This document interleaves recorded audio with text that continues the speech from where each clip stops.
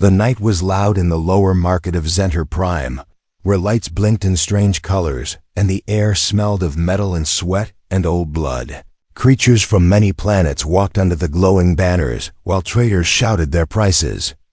And guards held guns close to their chests. It was not a place for kindness or mercy. It was a place for deals and cruelty, and things that should never be sold, behind a steel gate inside.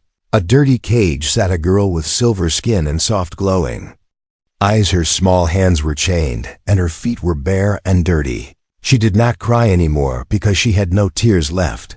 She only waited for the next master to take her and use her and throw her away like the others. Her name was not important. To them, they called her Product 47. She had been taken from a peaceful moon where flowers grew tall and the wind was soft. That world was now gone, and her people were gone, and she had nothing but fear left in her. The auctioneer was a fat red alien. With 4 arms and gold teeth, and a voice like a broken speaker, he slapped the bars of the cage and shouted to the crowd. Rare pleasure slave soft skin, trained to obey. Bidding starts at 2,000 credits. The crowd laughed and shouted and raised their hands. 3,045. The girl closed her eyes and wished to disappear. She had done that many times before, but it never worked then. A quiet voice came from the back of the room. 10,000 credits. The room became silent. Heads turned. Whispers grew. A human. No one saw humans here. They were rare and dangerous. He was tall and wore a long black coat and had a scar across one side of his face.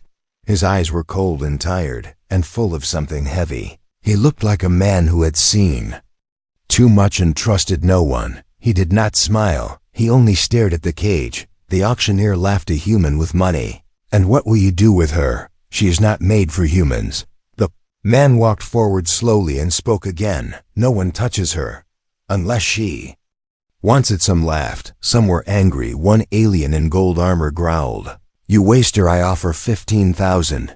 The human looked at him and said nothing. But something in his eyes made the gold-armored alien step back without a word. The auctioneer was not happy, but rules were rules. Sold to the human.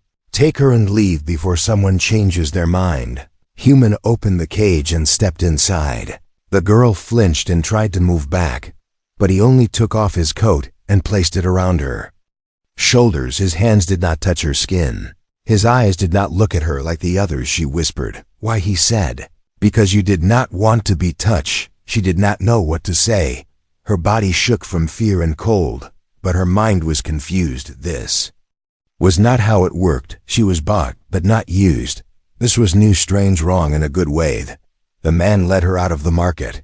His steps were quiet but firm. People watched them with angry eyes. Some muttered, some followed, but no one dared to stop him. They reached a small dark alley where an old transport ship was parked. He opened the door and helped her in. Still no touch. Only space, only silence inside the ship. The lights were low, and the air was clean. She sat on a soft seat and wrapped the coat tighter around herself. She looked at him. He stood near the door, watching not her, but the shadows outside. She said, "What is your name?" He paused and then said, "Call me John." She asked, "Why did you pay so much for me?" He looked at her and said, "Because no one else would." For a long time there was no sound. Then the ship door closed and locked far behind in the dark market. A figure watched them from a high roof and pressed a button on a small device. A voice answered, "Report." The figure said, "We found him, the human from Delta 9. He just bought a girl, sending coordinates now." The voice said, "Do not engage. He is marked. The commander will want him alive." The figure turned off the device and disappeared into the shadows. The game had begun. The ship moved slowly through black space where stars blinked like faraway fires in silence, wrapped everything like a heavy blanket inside the ship. The girl sat near the window, her fingers holding the edge of the coat he gave her, her eyes fixed on the stars but her mind spinning in circles. She had no name anymore, but now she had something strange. Hope. John sat across from her near the control panel, his back straight, his eyes scanning screens, his hands never shaking. He said nothing. She said nothing. But the air was full of questions. After some time she looked at him, her voice soft. "Where are we going?" he answered without turning his head. Away she blinked away from what he said them. She wanted to ask more, but something in his voice stopped her there. Was pain there, a long story that was locked behind his eyes? She knew that kind of pain. She lived in it. The ship passed through an asteroid field where broken rocks floated like ancient bones. John moved the ship between them like he had done it 1,000 times. No alarms, no shaking, just smooth, quiet flight. She asked, "Why did you help me?" "You do not know me," he replied. "I know enough." That answer was strange enough of what she was, just a broken slave, nothing special, nothing worth 10,000 credits. He stood and walked to a cabinet and pulled out a small bag. He placed it beside her and stepped back. Food, clothes, water. She looked at the bag, then at him. "You do not want anything from me." He shook his head. "Once you are not property, you are not a toy. You are free now, until you decide what to do. No one owns you, not even me." Her chest felt tight, like something inside her was trying to breathe for the first time. She touched the bag with careful hands, like it might vanish if she moved too fast. He sat down again and looked at her, not with hunger or control or cold interest, just simple focus, like he was watching the storm and waiting for it to pass. The ship's warning light blinked once. John pressed a button and a map opened in the air. He stared at it, his jaw tightened. Someone was following. He stood quickly and pulled a hidden switch. The ship changed direction, fast, sharp, quiet. She grabbed the seat edge, her eyes wide. "What is happening?" he said. "They found Mesh." Asked, "Who are they?" He answered, "People who do not like humans, or freedom, or girls who say no." She swallowed hard. "Are we going to die?" He turned to her and said in the calmest voice, "Not today." The ship moved into a space cloud, thick and gray like smoke from a giant fire. John turned off all outside lights and slowed the engine. Now they were invisible. She whispered, "Are you a soldier?" He replied, "Not anymore." She asked, "What were you fighting for?" He looked at her and said, "For people who had no one else." Her hands gripped the coat tighter. "Was I one of them?" He nodded slowly. "Yes, you were." Behind them in space, a black ship passed by, sharp edges, red lights, no noise, deadly, but it missed them by a small gap. It kept going. They were safe. For now. John checked the map again and sat down, his breath steady, his eyes watching, always watching. She opened the bag and ate slowly, her hands still shaking, but less than before. She said, "I used to have a name." He said, "You can have it again, or a new one, whatever you want." She thought for a moment, then said, "I want to be called Sira." He nodded once. "Then that is your name, Sira, a name, a choice." The first thing she had picked for herself in a long time. Time passed quiet. Soft. Sira stood and walked to the front of the ship. She looked out the window. So many stars, so many places. She whispered, "What happens now?" John answered, "Now we find a place where no one can take you again." Sira turned to him. "And what about you? What will you do?" He looked out the window. Eyes distant, voice low. "I will make sure they do not hurt anyone else like they hurt you." Behind them, far away in space, the black ship stopped and turned around. It had not lost the trail. It had only begun the hunt, and on that ship a commander with silver skin and dark eyes stared at a screen. He said, "That human, he is not just any man. He is the ghost of Delta 9. Crew around him looked nervous. They had heard the stories. The man who destroyed a prison planet with his bare hands. The man who vanished after the war. The man who should have died, and now he was back with a girl beside him, and a reason to fight again. The war had just been reborn." The black ship moved like a shadow through the silent sea of stars, its shape sharp and cold, like a blade made for cutting light. Inside its command room, screens glowed, and voices echoed in low tones, but one voice silenced them all. The commander stood tall, with silver skin and eyes like frozen water, and his face held no emotion, only purpose. He stared at the screen where John's ship had last been seen. He spoke once, and his officers listened like machines. "Find him. Do not fail." His hand rested on the steel table where an old file blinked red. Delta 9 status classified. In the file were images, burned cities, ruined labs, dead generals, and one man, a soldier who walked alone through fire and never fell. John But now he was not alone. Now there was a girl, and that made him weak, or so they thought, far away in deep space. John's ship floated in the quiet dark, hidden beneath the shell of an old mining rock inside the ship. Sierra slept curled in a warm blanket, her breathing soft, her face peaceful. For the first time in many nights, John sat near her, not watching her, but guarding her, his back against the wall, his eyes open, always his hand rested on a long metal box beside him, old, scratched, locked. He had not opened it in years. He did not want to, but he might have to. A soft beep came from the ship's system. He stood and walked to the panel. A message had arrived, short, encrypted. Only 2 words. They know. He stared at it for a long time, then deleted it. He did not want her to see. He checked the fuel, low, checked the food, less, checked the weapons. Old but working. The box beside him held the only thing that truly mattered. Inside was the armor of Delta 9, illegal, forgotten, deadly. Had buried that life long ago, after the war, after the betrayals, after the fire, but now it called to him again. Sierra woke slowly, her eyes blinking in the dim light. She saw him standing still in the center of the ship like a statue made of shadow. She sat up and whispered, "You did not sleep," he answered. No. She walked to him and looked at the screen. Was there a message? He shook his head. Nothing important. She did not believe him, but she did not press. She had learned something about him. He only shared what he had to, not because he was cold, but because he was broken. She touched the wall and asked, "Why do they want you so much? Who were you before?" John looked at her. Long pause, then he spoke. "I was part of a unit, Delta 9. We were used to end wars, to clean up after politicians made mistakes. They gave U.S. weapons. They gave us orders. They forgot to give us a way out." She listened without blinking. He rarely spoke this much. He continued, "We did what they asked, and when it was done, they tried to bury us," she said.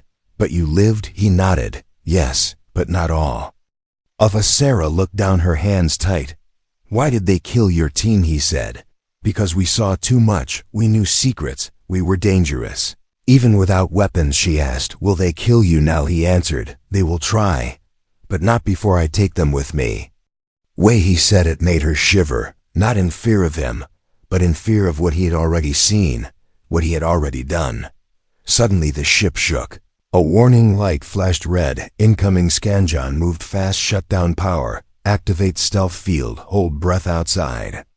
A drone ship passed slowly, searching, scanning, almost touching them. Then silence. It left. This time Sierra looked at him, her voice low. "They are close." He nodded. "Yes." She touched the edge of the metal box. "Is that your armor?" He looked at it. "Not anymore," she said, "but you might need." I said nothing. She walked back to her seat and sat down. The silence was deep now, like something waiting just outside the door. John sat too. The box between them. He asked, "Are you afraid?" She said, "Yes, but not of them, not when I'm with you." That made something flicker in his eyes, not weakness, not softness, something human. He leaned back and said, "We will jump soon. It is not safe, but safer than here." She said, "I will follow." He looked at her again. A girl once chained, now speaking with choice, that was more powerful than weapons. In the shadows of deep space, the black ship changed direction again. It had found traces, heat, dust, signal echoes. The commander smiled, cold, sharp, no joy in it, only hunger. He whispered, "Prepare the hunter drones. Bring the girl alive, kill the human, if you can." His crew nodded and moved fast.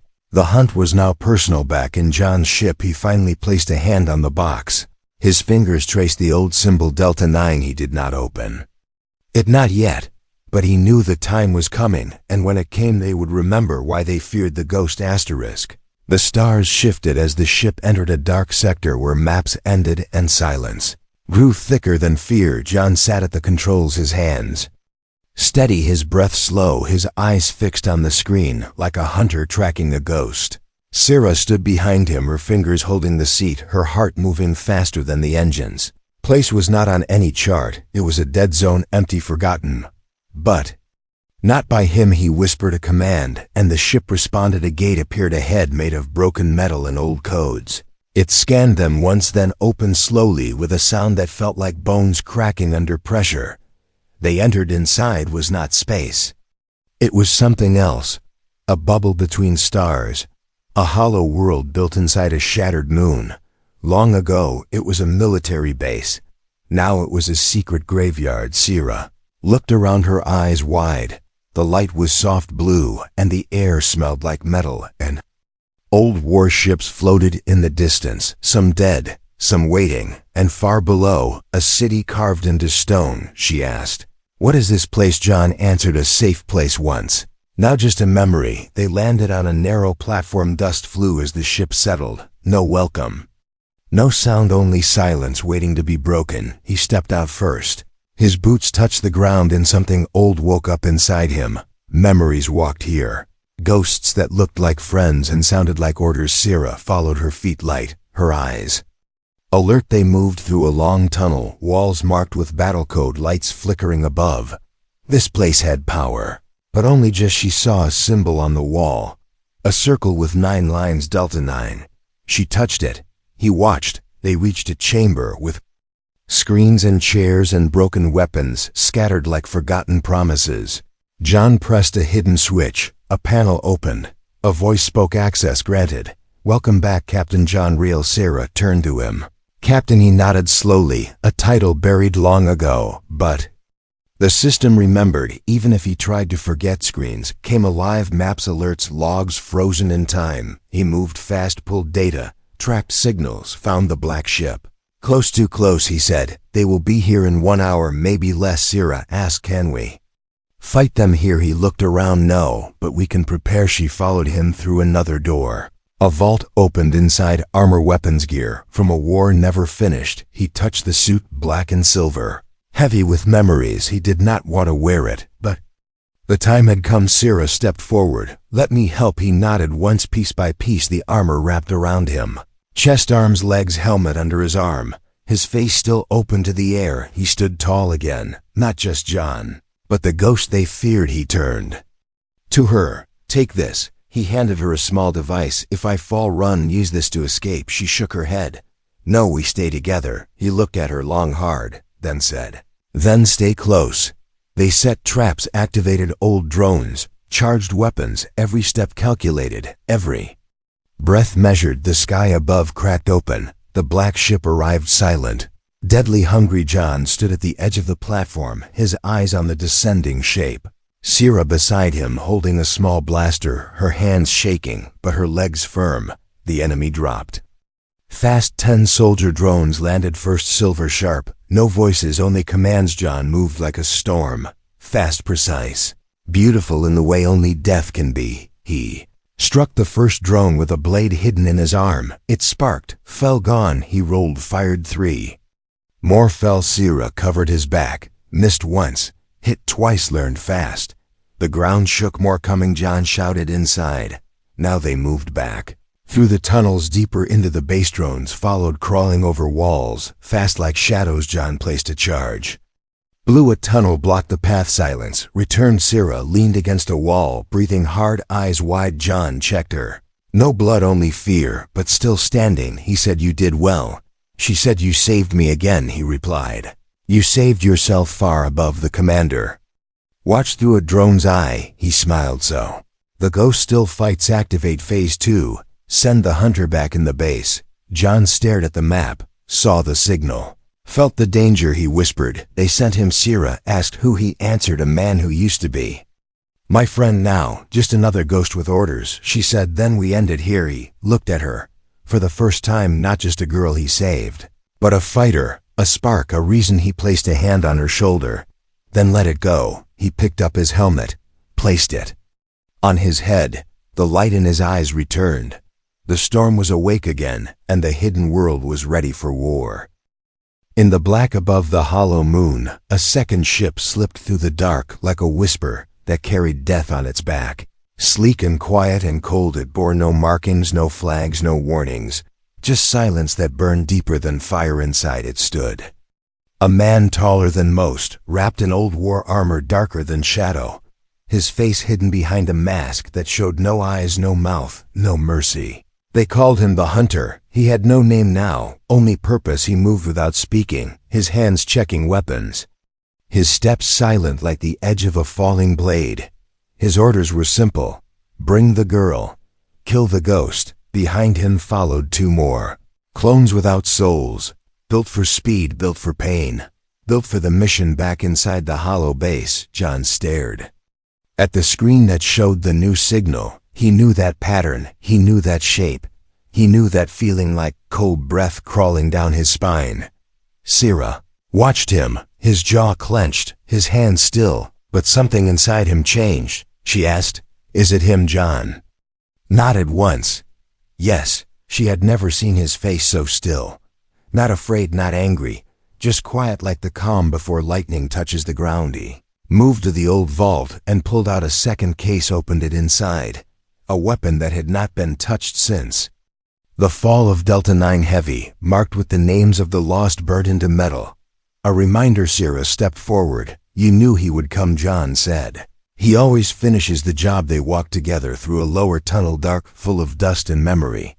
The walls whispered, the past remembered. They reached a chamber wide and open. A place once used for training. Now it would be used for something else. John placed motion sensors, traps, charged walls. Everything he had left. Sierra followed his steps exactly. Watched, learned it above them.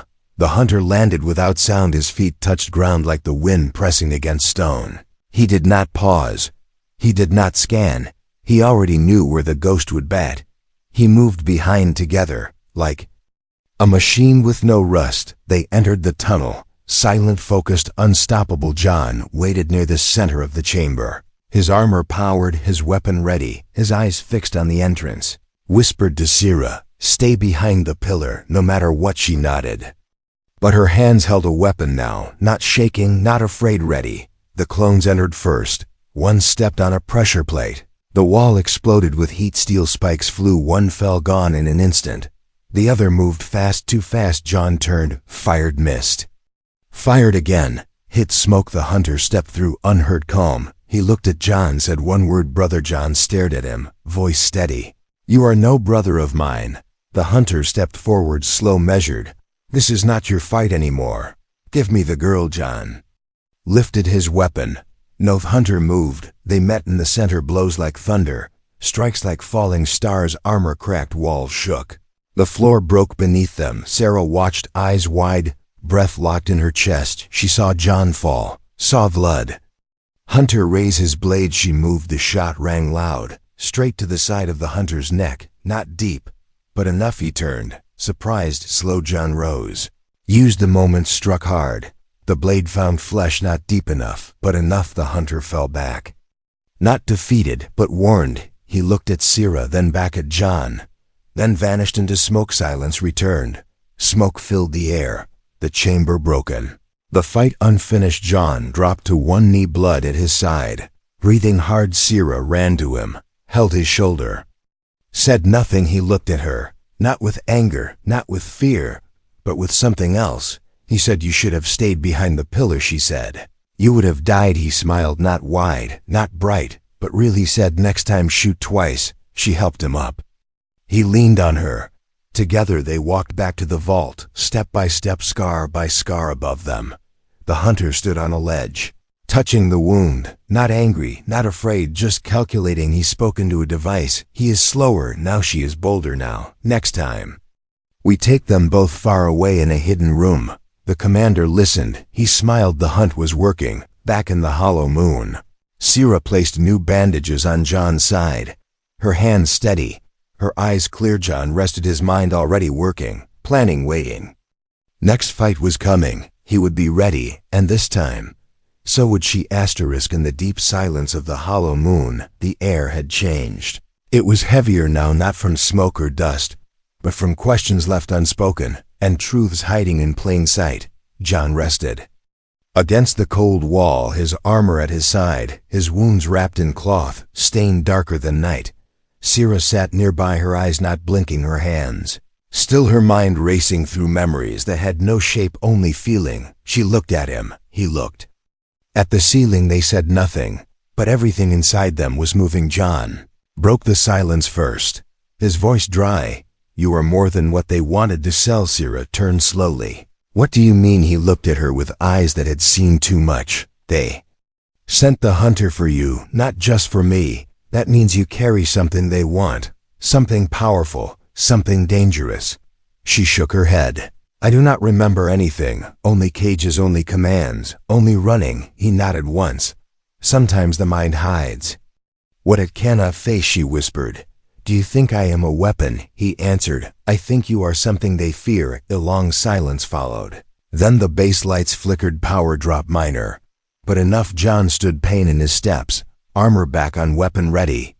Said someone is inside. Sierra picked up her blaster. Her fingers did not shake now. They moved through the hall, slow, quiet, like ghosts hunting other ghosts. They reached the control chamber. The screen was active. Someone had accessed the main system, and old code was entered, a code only one person ever knew besides John. Sierra asked, "What is it?" John stared at the screen, his jaw tight, his voice low. It is the betrayal code. He touched the panel, brought up a file locked for years. It opened, a video, blurry, static, then a voice. It was the commander from the black ship.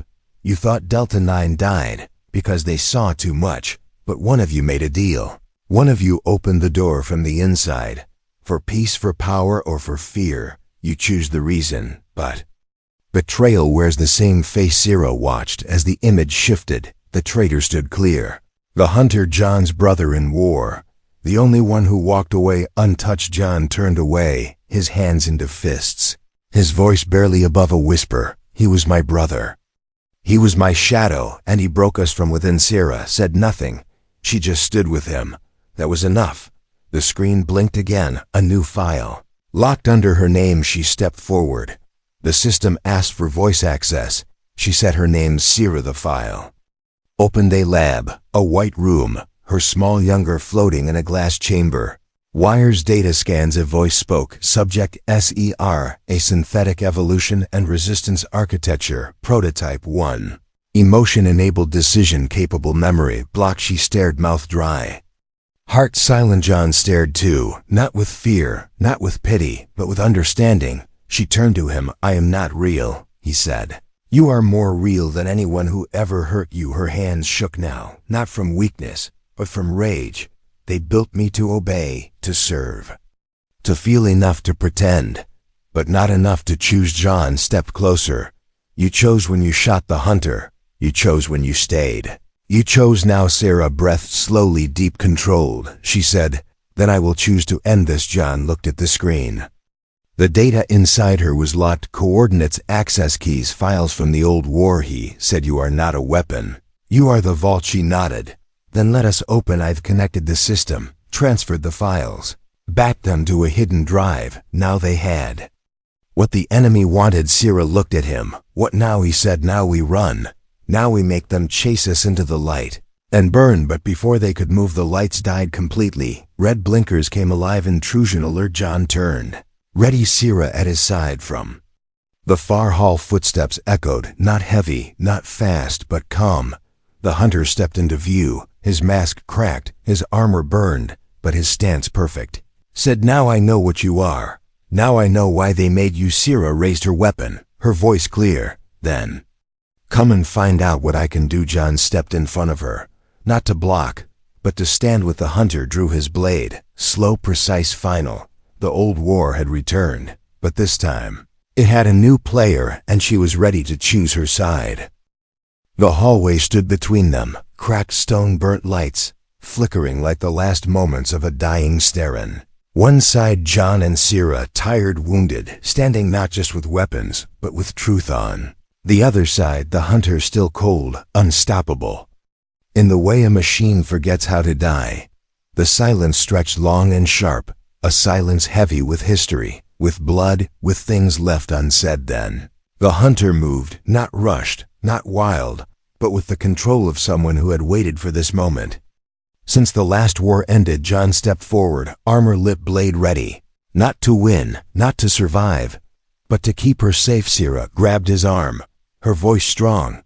Let me fight. He turned, eyes full of memories. You are not a soldier, she said. I never asked to be. But they made me something, and I get to choose what that means now. He looked at her, not as someone broken, not as someone rescued, but as someone reborn. Then he stepped back. The hunter stopped 5 steps away, his voice like metal scraping against memory. She is ours. She was built. She was programmed. She is property. Sarah stepped into the center. No fear, no shaking, no more chains in her voice. She said, I belong to no one. Not to you, not to them, not even to him. She pointed at John. He nodded once, proud. Silent, the hunter raised his weapon. So be it. Sarah ran not away toward. She slid under his first strike, fired 2 shots. One missed. One hit his side, sparks, no pain. He turned fast, blade swinging. She dropped, kicked his leg. He staggered, not much, but enough. John joined the fight. Blades clashed, metal screamed, walls cracked. Sarah moved with purpose, not trained but pure, each step her own, each breath hers. The hunter grabbed John, threw him hard. Walls shattered, dust filled the room. Sarah screamed, ran forward, jumped on his back, hit his helmet again, until the mask cracked wide. She saw his eyes, not cold, not dead, just tired, but not enough to stop. He threw her down, raised his blade. John tackled him from the side. Both fell, weapons flying. The room shook. A beam cracked above, sparks rained down. Sarah crawled to John, helped him stand. He looked at her, blood on his face. Still smiling, he said, end it. She turned, picked up the hunter's blade, walked to the figure now trying to rise. He looked at her, said nothing. She pointed the blade at him. You had a choice once. You picked fear. You became their tool. I will know. Said you were made for them, she answered. Then let them fear what they made. She dropped the blade. He stared, confused, broken. Then John stepped forward, weapon drawn, but Sarah raised her hand. No, let him live with this. The hunter looked at them, then lowered his head, not in respect, in defeat. He said, they will keep coming. John replied, then let them come. Sarah helped John walk. They left the chamber, left the hunter behind, not as a prisoner, as a warning. Outside, the ship waited, still running, still theirs. They boarded, lifted off. The hollow moon shrinking below. Sarah sat near the window, watching stars pass, each one a place untouched by her story, each one a chance. John sat beside her, armor off, wounds healing. He said, you chose mercy. She said, I chose me. He looked at her, eyes soft. For the first time he said her name, Sarah. She smiled, a real one. Not because she was safe, but because she was free. She said, you bought me, but never owned me. He answered, no one ever will. The ship moved into deeper space. No plan, no orders, just the path they made together behind them. The base fell silent, its secrets now carried in the mind of a girl who was never meant to survive. Never meant to feel, never meant to choose, but she did, and that changed everything.